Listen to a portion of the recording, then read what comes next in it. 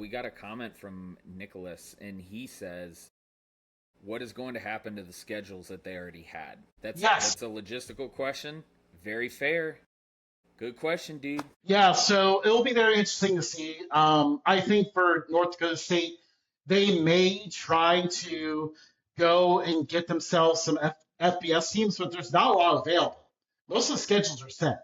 North Dakota State has a full schedule, but for the FCS level, Sacramento State, they have 8 non-conference games scheduled. They need to cut at least 4 of those games.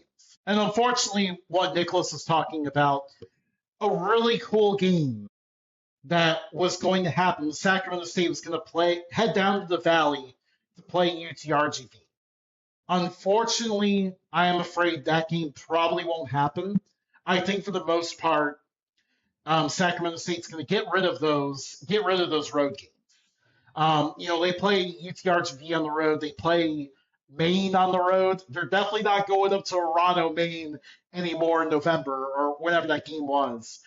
So you're gonna see those teams remove some games from the schedule for sure. And it's gonna be a very interesting process to watch because it's definitely in flux and there's not a lot of time to figure it out either. Yeah. It's February, but it seems like, with college it ramps up quick. Yeah, absolutely. You're looking at trying to, normally schedules are out for a lot of teams. So, there's only a few teams left. I think there's only 4 or 5 FBS teams left that even have a slot open. So it's definitely going to be really interesting. And, I think UTRGV is kind of a good point to bring up here when it comes to how the FCS level is going to be. The power vacuum sets up a program like UTRGV to potentially jump up there and succeed. They have the facilities, they have an area that's very passionate about them.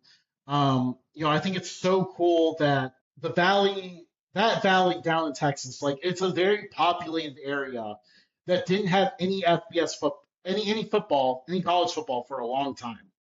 So UTRGV is a perfect fit there, and I think that's what kind of makes FCS kind of a special division, where it's not like Division II or anything like that.